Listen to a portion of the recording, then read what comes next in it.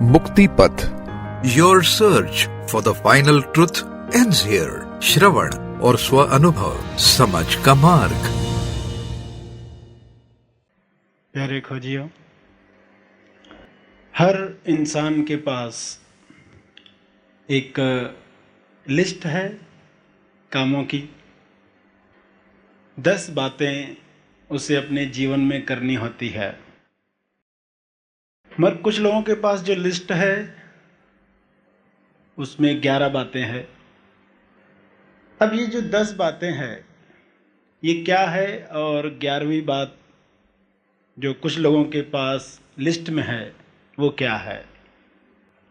जो 10 बातें हैं जो जीवन में इंसान को करनी होती है, जिसके लिए वो प्रयत्न करता है, वो क्या है।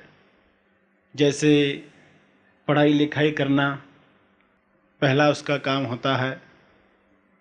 फिर दूसरी लिस्ट में है कि वो कोई हुनर सीख ले, जैसे कोई कंप्यूटर सीख लेता है तो एक हुनर हुआ, एक कला।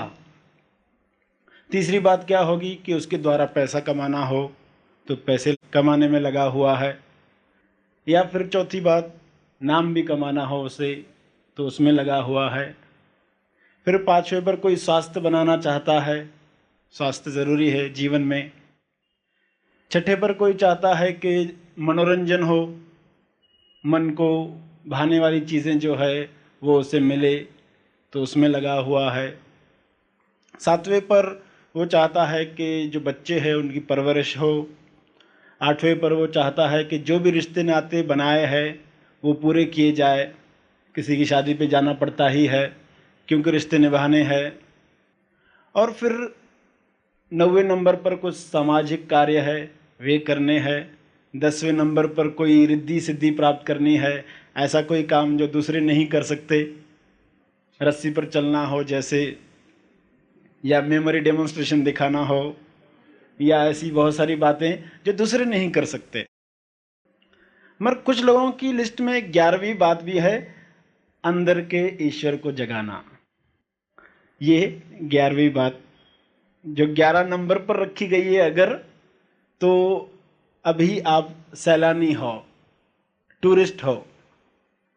होना ये चाहिए कि ये नंबर 11वें से कम 7वें नंबर पर आ जाए तो फिर आप बन जाते हो खोजी। आते ही आपको कहा खोजी। खोजी यानी जिनके जीवन में जो ये लंबी लिस्ट है इसे पूरा करने में ही जीवन समाप्त हो जाता है। जिनके जीवन में ये 7वें नंबर पर आ गया है वे खोजी बन गए हैं कि अंदर के ईश्वर को जगाए।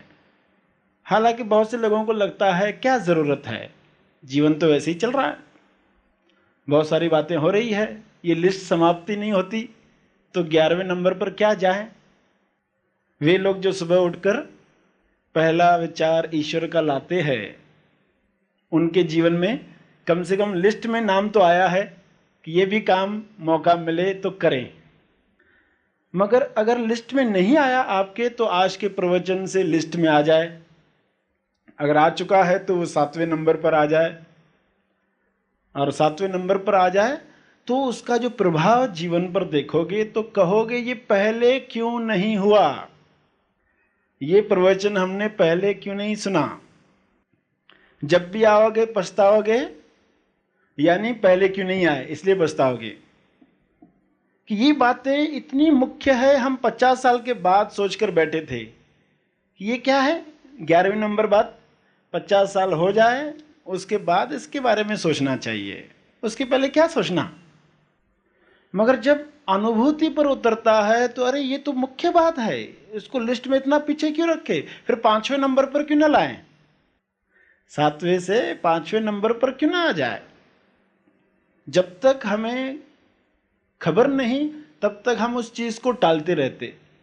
जब पता चलता है ये मुख्य है हमारे जीवन में, हमारी लिस्ट में इसका नंबर पहले आ जाता है। कोई इंसान जो व्यापार करता है अलग अलग जगहों पर जाता है और व्यापार करते करते एक बार डिसाइड करता है कि अब शिप के द्वारा, पानी में एक शिप के द्वारा अलग अलग जगहों पर जाकर चीज़ों को बेचना, जहाज़ के द्वारा। अब जब वो तैयारी कर रहा था सामान खरीद कर शिप में डालकर अलग अलग जगहों पर बेचने का, तो किसी ने पूछा तैरना आता है? तो उसने कहा तैरना तो नहीं आता। तो किसी ने कहा कि 1 महीना पड़ा है तुम्हारी यात्रा शुरू होने में, 1 महीने में तैरना सीख लो। तो उसने कहा कहाँ, इतनी बड़ी लिस्ट है, ये खरीदारी करनी है, वो खरीदारी करनी है, बहुत सारा काम है। अगर तैरना सीखा उतने घंटे अगर मैं खरीदारी में लगाता हूँ जो मुझे आगे बेचना है, तो इतने इतने पैसे का लाभ होगा। क्योंकि जिंदगी भर हानि और लाभ, लाभ और नफा इसी में लगे रहते ना। तो उसने कहा मैं समय नहीं दे सकता। दिन पर दिन बीतते गए, वो खरीदारी करता गया। लोगों ने, जो शुभचिंतक थे, शुभचिंतक बताएंगे कि ये ज़रूरी है, मगर वो इंसान मानने को तैयार नहीं। आखिर 3 दिन बचे। किसी ने कहा कि 3 दिन का एक स्विमिंग शिविर हो रहा है, वही अटेंड कर लो, कम से कम 3 दिन तो दे दो। तो मानने को तैयार नहीं हुआ। 3 दिन इतना बड़ा समय, अभी तो मेरी यात्रा शुरू होने जा रही, अभी ये काम रह गए, अभी वो काम रह गए, अभी कार्ड छपवाने, अभी वो करवाना, कितने सारे काम होते हैं। 3 दिन नहीं दे सकता। ये 3 दिन बड़े काम के हो सकते थे, वो इंसान नहीं समझ पाया। और 3 दिन बीत गए और वो अपने जहाज में बैठा, लोग छोड़ने को आए, उसके मित्र जो थे शुभचिंतक। किसी ने क्या किया, एक खाली डब्बा उसके शिप में डाल दिया। कम से कम ये डब्बा लेकर जाओ, कहीं कुछ ऐसा हो जाए तो खाली डब्बे के सहारे तुम किनारे तक पहुंच सकते हो। तैरना तो नहीं आता, कहीं ऐसी घटना हो जाए तो एक खाली डब्बा शिप में डाल दिया। और फिर यात्रा हुई, बहुत कमाया, बहुत पैसा कमाया। लौट रहा था तो ऐसा हुआ कि तूफान के कारण नाव डूबने लगी। अब ये परेशान हुआ, जो भी सामान लाया था सब डूब रहा है, क्या करे? तो उसको डब्बा याद आया। उसने वो डब्बा लिया और जो नकद कमाया था, पैसा, कैश था जो, उसने सब डब्बे में भर दिया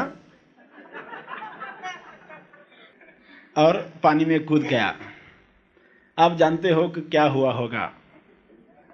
डब्बा खाली ही चाहिए था, मगर उसे वो बात समझ में नहीं आई, क्यों? कभी समय दिया ही नहीं कि क्या है जीवन।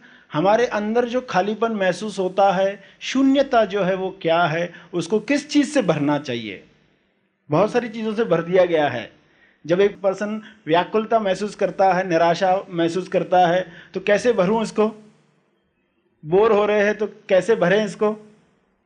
कैसे भरे? तो कोई उसको, चलो ये काम करते, कोई ना कोई काम लेकर बैठ गए, कोई म्यूजिक ही सुनेंगे, किसी मित्र के पास जाके गप्पे लड़ाएंगे, फिल्म पे जाकर बैठेंगे, कोई मैगजीन उठाकर पढ़ेंगे, पैसे कमाने में लग जाएं, कुछ तो करेंगे, इस खालीपन को भरना है। मगर जीवन के अंत में जब समझ में आता है कि उसे भरना नहीं था, उसमें जागृत होनी थी कोई चीज। वो जो स्थान है जहां ईश्वर प्रकट हो सकता था, सिर्फ उसे मौका मिलता। वो इंसान डूब गया उस पैसे के साथ, क्योंकि उसके पास वो समझ नहीं थी। हम यहाँ एकत्र हुए हैं ताकि समझें कि जीवन की जो यात्रा चल रही है, उसमें जो तूफान आते हैं, तकलीफ़ें होती है, तब जो हमारे पास डब्बे दिए गए हैं उनका इस्तेमाल कैसे हो, और सही इस्तेमाल हो तो ये भवसागर पार हो सकता है। कहानी के द्वारा बताया गया कि हम कितना इम्पोर्टेंस दे तैरने को, इसको लिस्ट में कहाँ पर रखना चाहिए था। 11वें नंबर पर जो चीज़ है वो कितनी मुख्य है। सिर्फ पता भी चल गया कि ये मुख्य है तो ये आगे के नंबर पर आ जाएगी। फिर हम बहाने देना बंद कर देंगे, वरना तो बहुत सारे बहाने दिए ही जाते हैं, और बहाने हमें अच्छे भी लगते, खूबसूरत भी लगते हैं, सही भी लगते हैं। कोई आपको बहाना देता है तो सुन के आपको लगता है अरे हाँ वाकई बेचारे को तकलीफ है, समय ही नहीं है उसके पास, कहाँ तैरना सीख सकता है, समय तो होना चाहिए ना, तैरना तो बाद में सीखा जा सकता है। बहाना सही लगता है मगर वो बहाना ही है, क्योंकि जिस यात्रा में चल रहे हैं उसमें तैरना ही नहीं आया। जिस जीवन को हम जीने जा रहे हैं उसका लक्ष्य ही नहीं पता, तो ये जीवन जीकर क्या फायदा हुआ? असली बात जाने बगैर मान्यताओं में जीकर मान्यताओं में ही मर गए तो इस यात्रा का क्या फायदा, क्या लाभ? चाहे बहाने सही लगते हो मगर वो बहाने ही है। तो बहानेबाजी जब बंद होती है तो हम सुनने को तैयार होते हैं। अंदर के ईश्वर को कैसे जगाएं? जगाएं यानी कि शायद सो गया है तो कुछ कारणों से सो गया है, तो 2 कारणों से सोया है वो जानेंगे, और 2 तरीके हैं उसे उठाने के, वे 2 तरीके जानेंगे। और फिर जीवन में क्या परिवर्तन होगा इन सब चीज़ों के द्वारा। अंदर के ईश्वर को कैसे जगाए, ऊपर के ईश्वर को कैसे जगाए, ये नहीं रखा टाइटल, ऊपर के ईश्वर को कैसे जगाए। क्योंकि धरती के इस जगह पर खड़ा हुआ इंसान कहेगा ऊपर, यानी आसमान की तरफ इशारा करेगा, मगर धरती के नीचे की तरफ जो पर्सन है वो इशारा नीचे की तरफ करेगा, यानी उसके लिए आसमान जो है। तो दोनों में से ऊपर किसको कहे, तो सब फिर ऊपर हो जाता है। तो अंदर, क्योंकि जब भी इंसान अंदर की तरफ इशारा करेगा तो एक ही स्थान की तरफ इशारा करेगा। दुनिया में, धरती पर, वो कहीं पर भी हो, ईश्वर की तलाश अंदर ही होनी चाहिए। तो अंदर के ईश्वर को कैसे जगाए? अज्ञान में, अंधश्रद्धाओं में ये 11वें नंबर पर क्यों चला गया, जो सबसे मुख्य था? ये 11वें नंबर पर जाने के पीछे कारण यही है कि केजी के अध्यात्म ने या पंडित पुरोहितों की बातों से जो एक बिजनेस हो गया, लोगों को लगा कि ये कोई 50 साल के बाद की चीज़ है, ये भजन कीर्तन करना ये तो कोई काम की चीज़ नहीं है। या फिर ऐसी बातें सुनकर कि पिछले जन्म में ऐसे कर्म किए इसलिए अभी ऐसा हो रहा है, अभी अच्छे कर्म करेंगे तो अभी कोई फल नहीं मिलने वाला है, फिर अगले आने वाले जन्म में मिलने वाला है। क्या क्या बातें बताई गई केजी के अध्यात्म की, और लोग उसको ही सत्य मानकर जीते रहे। खुश होना सभी के भाग्य में नहीं है, थोड़े लोग ही जीवन में आनंद ले सकते हैं। हालांकि आनंद आपका जन्मसिद्ध अधिकार है, ऐसा कोई इंसान नहीं है जिसके अंदर वो चीज़ न हो, सभी भाग्यशाली। मगर ऐसी बातें बताने वाले लोगों की वजह से अध्यात्म कुछ अलग चीज़ बन गई, जैसे कि हमारे रोज़ के जीवन में काम में आने वाली चीज़ ही नहीं। हकीकत ये है कि अध्यात्म हमारे रोज के जीवन का अंग है। तो सही तरीका समझे, अपने अंदर ही ईश्वर है, मंदिर इशारा है। मंदिर को देखकर अंदर जाने की तैयारी हो जाए तो मंदिर बड़े काम का, वरना मंदिर एक बिजनेस की तरह चलने लग जाएगा। मन अंदर मंदिर, अंदर जाने का रास्ता कैसे खुले? तो उसको ये उदाहरण से समझे कि यदि कोई पानी हो, उस पानी के ऊपर शैवाल आ गई हो। शैवाल यानी क्या होता है? एक हरी घास होती है, पानी के ऊपर आ जाती है। अब ये शैवाल हटानी है तो उस पानी में चांद का प्रतिबिंब दिखाई देगा, क्योंकि आसमान में चांद है। शैवाल हटाई, चांद दिखाई दिया। चांद देखकर आपके अंदर ये भाव जग जाए कि अभी ऊपर देखना चाहिए, और जब आप ऊपर देखो तो असली चांद के दर्शन हो जाए। तो ये तरीका है ईश्वर को जागृत करने का। शैवाल हट जाए, चांद पहले पानी में दिखाई दे, उससे ये समझ में आए कि असली में चांद कहाँ पर है, हमारी नज़र उठ जाए। अभी नज़र उठी हुई नहीं है, कारण असलियत पता नहीं। अब तो छोटी छोटी चीज़ों में पूरा जीवन खत्म हो जाता है, मान्यताओं में ही। किसी ने क्या कह दिया, किसी ने क्या कह दिया। जो शैवाल है ना, वो क्या है? मन, मान्यताओं से भरा हुआ मन। किसी ने कह दिया बिल्ली ने रास्ता काट लिया तो ऐसा होता है, ये हाथ में खुजली हो गई तो ऐसा होता है, ये आँख में खुजली हो गई तो ऐसा होता है। किसी ने जो बता दिया मानकर बैठ गए। अब ये जो मन मान्यताओं से भरा हुआ, ये उस पानी के ऊपर छाया हुआ। चांद की खबर नहीं तो आसमान की तरफ कब देखेंगे? तो हमारे अंदर जो आकाश है, जहां हमें उस ईश्वर को जागृत करना है, वहां जाने के लिए ये बातें समझनी है। समझनी है 2 तरीके से। ईश्वर सो गया। क्या 2 तरीके? पहला तरीका ईश्वर ने इस्तेमाल किया, क्योंकि सोया कौन और जागेगा कौन? वही तो है जो सोया, और वही तो है जिसको जागना है। इंसान क्या है, एक निमित्त मात्र है उस बीच में। तो ईश्वर सोता है, उसका पहला तरीका है मैं का विचार। वो उस शरीर में मैं का विचार लाता है। ये मैं की शैवाल जो है, ये जब छा जाती है, ये उसका पहला तरीका है। कोई समय था ईश्वर जागृत था हर शरीर में। यहां जितने लोग बैठे हुए हैं, जब वो छोटे बच्चे थे, पालने में थे, तब ईश्वर पूरी तरह से जागृत था। आपको याद है वो दिन जब आप पालने में छत की तरफ देख रहे थे, घंटों बैठे पड़े हुए हैं और बिल्कुल बोर नहीं हो रहे थे, बिल्कुल बोर नहीं हो रहे थे, क्योंकि उस वक्त वो अनुभव था। जिस अनुभव की हम बात कर रहे हैं, वहां वो अनुभव था। अब वो अनुभव कहाँ गया? क्योंकि इसके ऊपर कुछ छा गई चीज। बच्चा जब पालने में होता है ना, तो लोग उसको देखते हैं, इतने घंटों से छत की तरफ देख ही रहा है, तो उसको झुंझुना दिखाते हैं। लोगों को लगता है शायद बोर हो रहा होगा। वो बोर नहीं हो रहा, वो बड़ा मजे में है, उसके जैसा आनंद किसी को नहीं है। तो बच्चे जो है, जहां ईश्वर जागृत है, बच्चों की बातें सुनो कभी। एक लड़की से पूछा गया, छोटी लड़की है, तुम्हें कितनी बहनें हैं?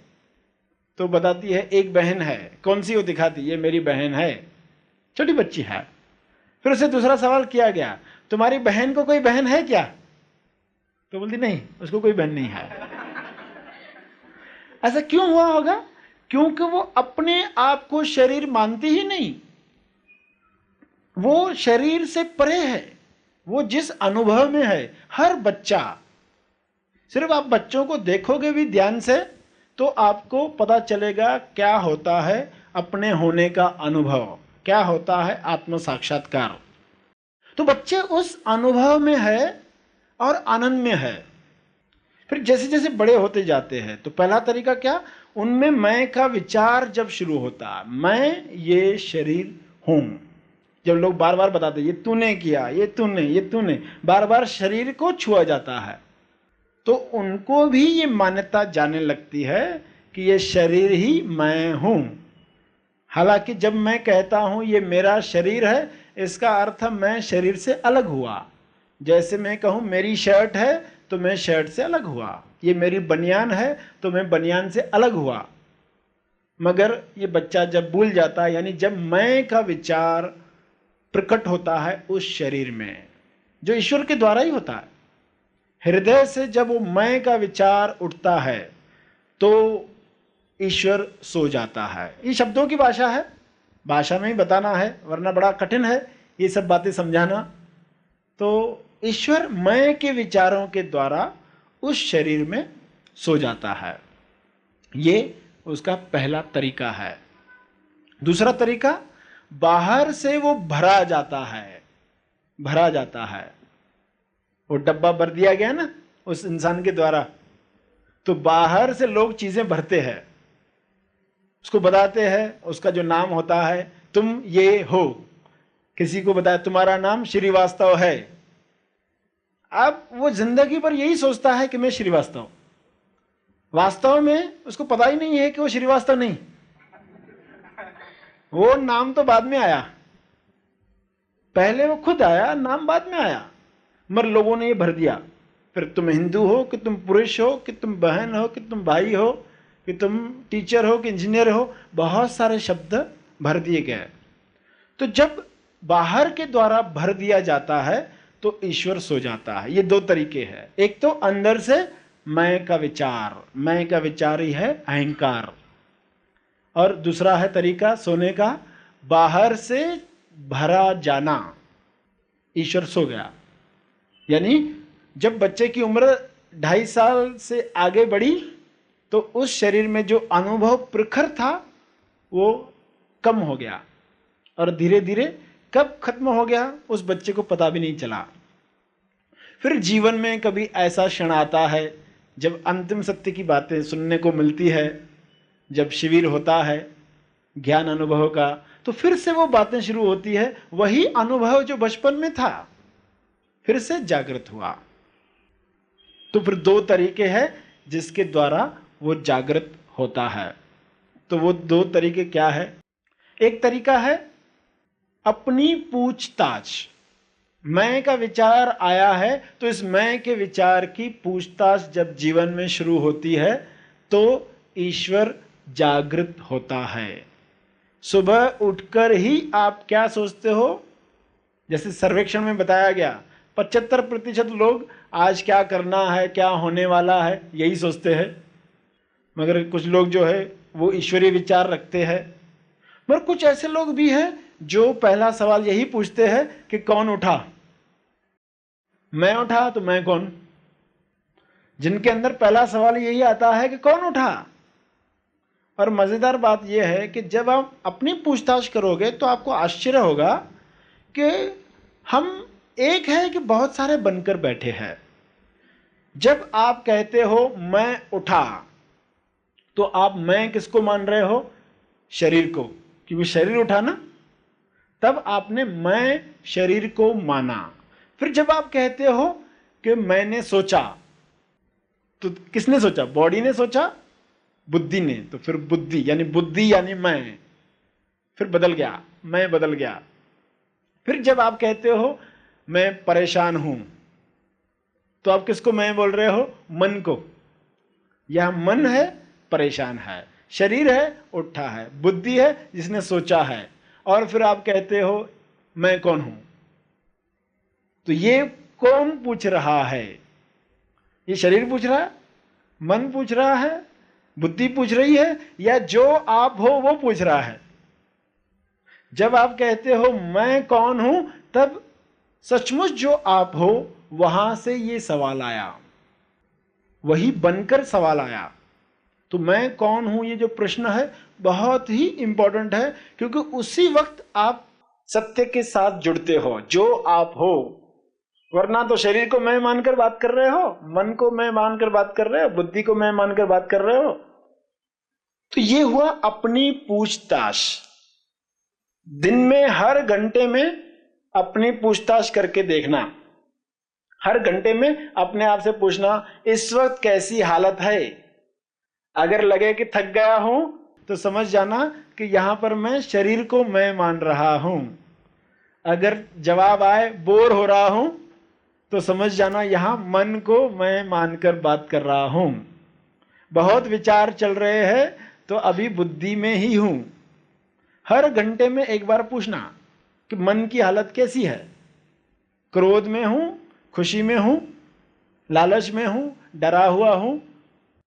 तो जब आएगा जवाब डरा हुआ हूं, तो कौन डरा हुआ है? मैं। तो मैं कौन हूं? और आपको आश्चर्य होगा, जैसे ही आपने अपनी पूछताछ शुरू की तो इन चीजों से बाहर आने लग गए। डर से, क्रोध से, बोर्डम से, सब चीजों से बाहर आने लग गए, क्योंकि अपनी पूछताछ होने लग गई। ये एक तरीका है। सभी लोग इस पर काम नहीं कर पाते हैं, इसलिए फिर दूसरा तरीका भी है। पहला तरीका क्या है? अपनी पूछताछ करके ये मैं कहां से आता है, मैं का विचार कहां से उठता है, उस स्थान पर पहुंच जाएं।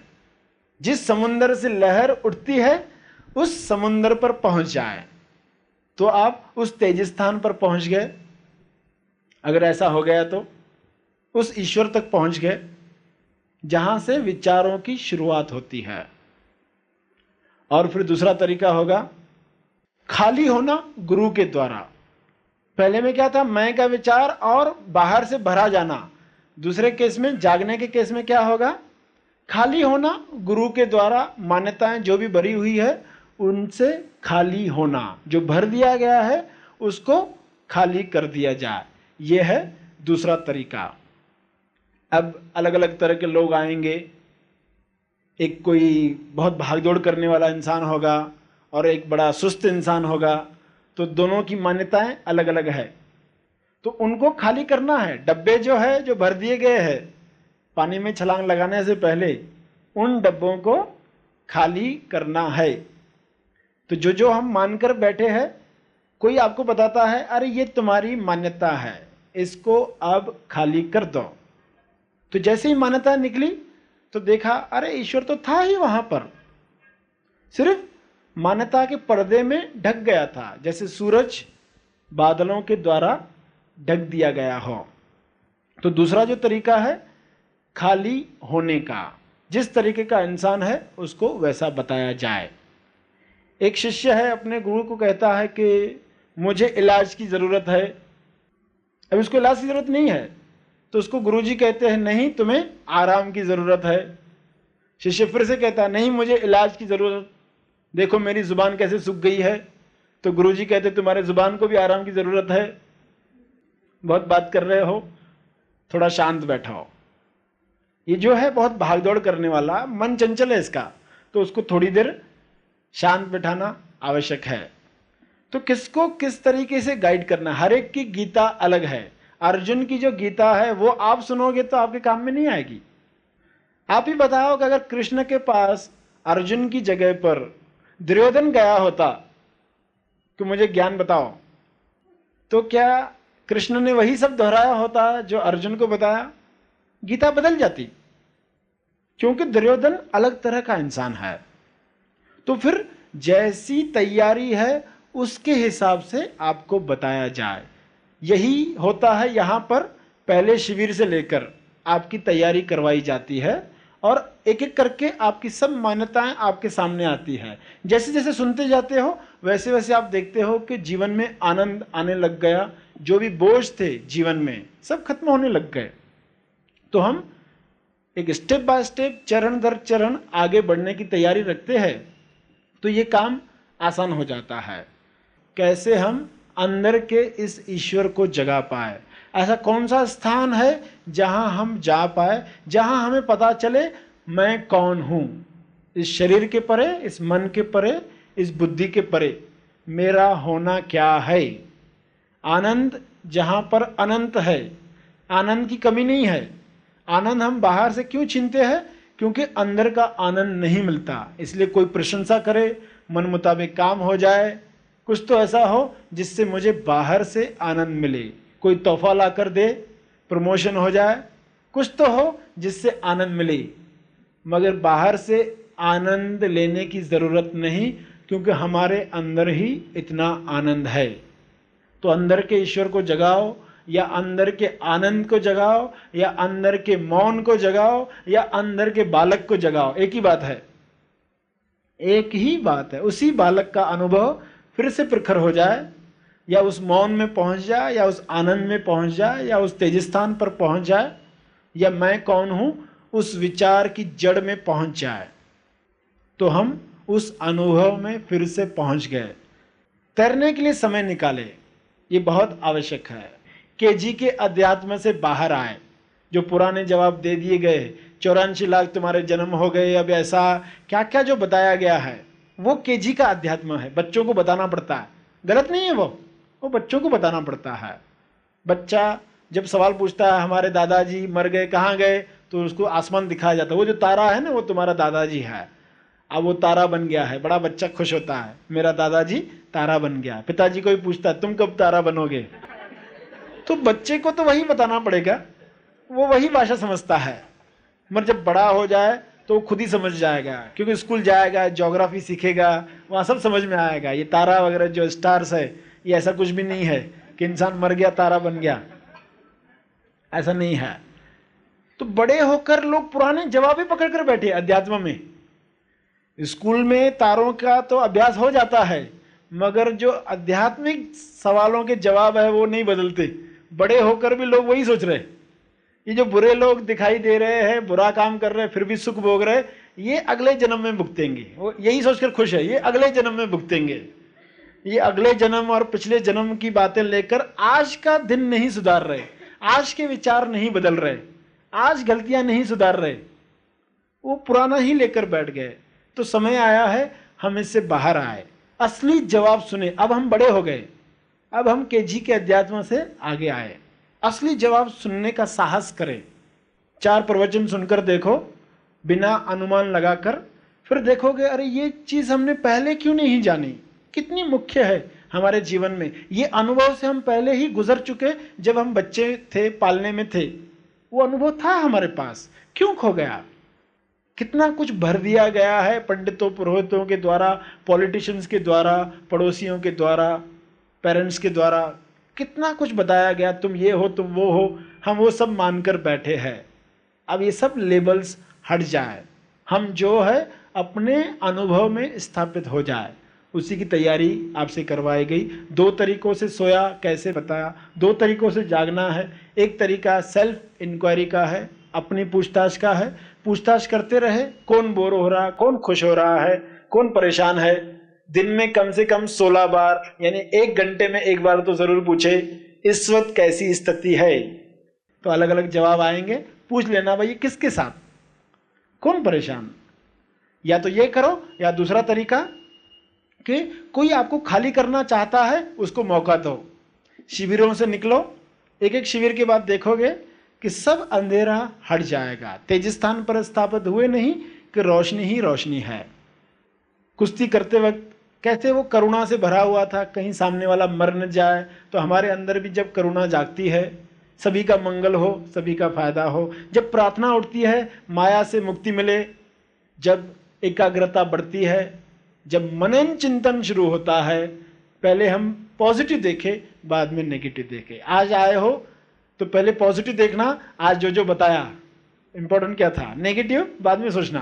पहले नेगेटिव सोचोगे तो पॉजिटिव दिखेगा ही नहीं कुछ।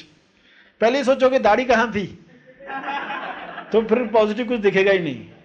गुरु की कल्पनाएं अगर आप ऐसे करके बैठे हो कोई व्यक्ति, तो व्यक्ति गुरु नहीं होता। हमारे अंदर जो चीज है वही गुरु है, वही हमें गाइड कर रही है। किसी बाहर के निमित्त के द्वारा, कोई सिंडन या ऐसी वेशभूषा हो, ऐसी माला हो, ऐसी बबूती हो, ऐसे अगर पकड़कर बैठे हो तो आप गुरु को नहीं जानते।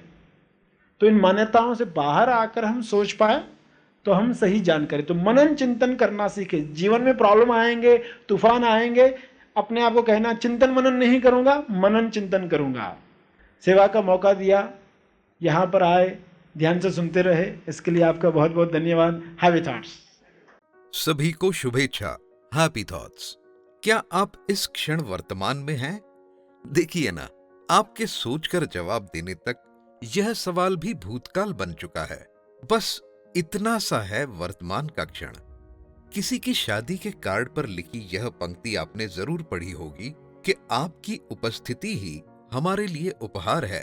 लेकिन क्या आपने सोचा है कि उपहार के स्तर की यह उपस्थिति कैसी होनी चाहिए? जब हमारी उपस्थिति शुद्ध और वर्तमान पल में होती है, तब वह वाकई एक अनमोल उपहार कहलाती है।